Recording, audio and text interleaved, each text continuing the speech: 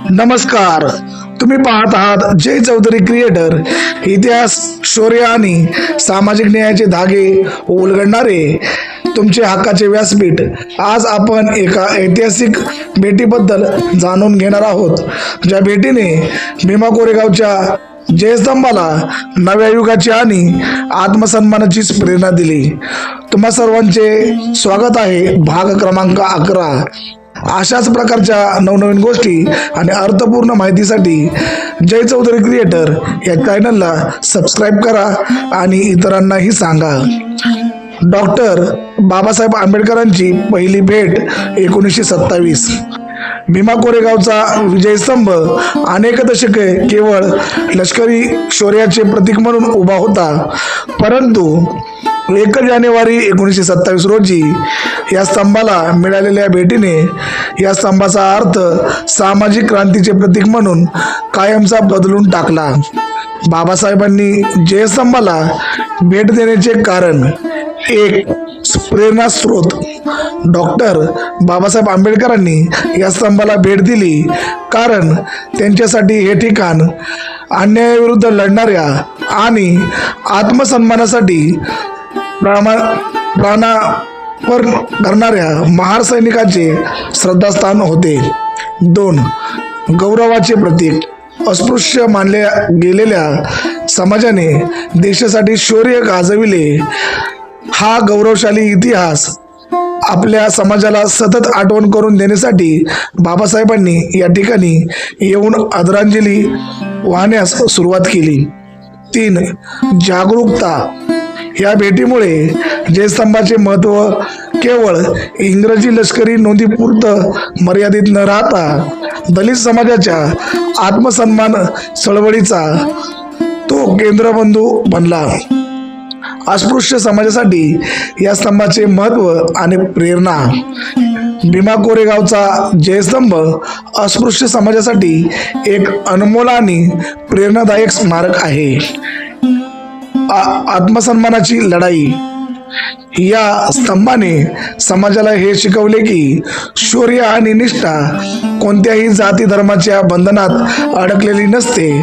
आपल्या पूर्वजांनी 40 पट मोठ्या सैन्याला नमविले हे जाणून आंबेडकरी तरुणांमध्ये आत्मसन्मानाची भावना वाढीस लागली. प्रबोधन आणि एकजूट. बाबासाहेबांच्या या भेटीमुळे दरवर्षी 1 जानेवारी रोजी या स्तंभाला वंदन करण्यासाठी आंबेडकरी समाज मोठ्या संख्येने एकत्र येऊ लागला. यामुळे समाजामध्ये एकजूट आणि सामाजिक प्रबोधन वाढले. इतिहास सिद्ध करणे.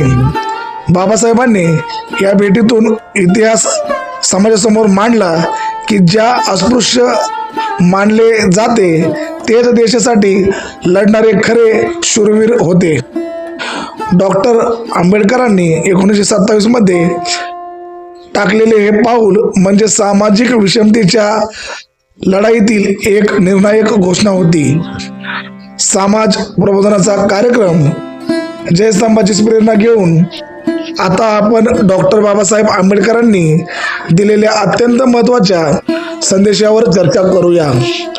प्रबोधन कार्यक्रमाचा विषय: आत्मनिर्भरता आणि स्वाभिमानाचे महत्त्व. डॉक्टर बाबासाहेब आंबेडकरांचा धम्म आणि अर्थ संदेश. डॉक्टर बाबासाहेब आंबेडकरांचा आंबेडकरी तरुणांना संदेश. डॉक्टर बाबासाहेब आंबेडकर यांनी प्रबुद्ध भारत चे स्वप्न पाहताना केवळ सामाजिक किंवा राजकीय समता पुरेशी नाही, तर आर्थिक समता आणि आत्मनिर्भरता गरजेची आहे यावर जोर दिला. भीमा कोरेगावच्या लढाईतील शौर्य आपल्याला आजच्या आर्थिक लढाईत वापरण्याची गरज आहे. 1, आर्थिक स्वावलंबन. बाबासाहेबांचा स्पष्ट संदेश होता की आंबेडकरी तरुणांनी केवळ नोकरीच्या शोधात न राहता उद्योजक बनावे. आर्थिक स्वावलंबन हे सामाजिक आणि राजकीय गुलामगिरीतून बाहेर पडण्याचे मुख्य साधन आहे. जो आर्थिकदृष्ट्या सक्षम असतो तो स्वाभिमानाने जगू शकतो. 2, शिक्षण आणि कौशल्य. तरुणांनी आधुनिक शिक्षण आणि कौशल्य आत्मसात करावीत. केवळ पुस्तकी ज्ञानावर अवलंबून न राहता बदलत्या जगाच्या गरजा पूर्ण करणारे कौशल्य शिकावीत. ज्ञान हे संपत्तीपेक्षा मोठे आहे, कारण ज्ञान कधीही हिरावून घेता येत नाही. 3. प्रबुद्ध भारत. बाबासाहेबांचे स्वप्न असलेले प्रबुद्ध भारत मध्ये प्रत्येक तरुणा समाजाच्या आधारस्तंभ असेल. हे स्वप्न पूर्ण करण्यासाठी तरुणांनी स्वतःच्या बुद्धीचा वापर करून आर्थिक अडथळे दूर करावे लागतील आणि सामाजिक न्यायासाठीच्या लढाईत आर्थिक बळ निर्माण करावे लागेल. तरुणांनी शौर्याचा जयस्तंभ तुम्हाला लढण्याची प्रेरणा देतो. आता अर्थजनाच्या आणि स्वावलंबनाच्या लढ्यात यशस्वी होऊन बाबासाहेबांचे स्वप्न पूर्ण करा. आत्मनिर्भरता हाच खरा स्वाभिमान आहे. आतापर्यंतच्या निष्कर्षाकडे पोहोचत असताना डॉक्टर बाबासाहेब आंबेडकरांचे 1927 ची भेट म्हणजे जयस्तंभाला मिळालेली आत्मसन्मानाची दिशा होती. हे प्रेरणा घेऊन आपण ज्ञानाने आणि आर्थिक बळाने प्रबुद्ध भारत घडवण्यासाठी सज्ज होऊया. हा प्रेरणादायक आणि महत्वाचा इतिहास लोकांपर्यंत पोहोचवण्यासाठी जय चौधरी क्रिएटर चॅनलला तुम्ही सबस्क्राईब करा, लाईक करा, शेअर करा आणि आम्हाला अधिक बळ द्या. आम्ही तुमच्यासाठी असेच सत्य आणि प्रेरणा घेऊन येत राहू. धन्यवाद. जय भीम, जय भारत. आतापर्यंत तुम्ही मला ऐकून घेतलं. धन्यवाद, धन्यवाद, धन्यवाद.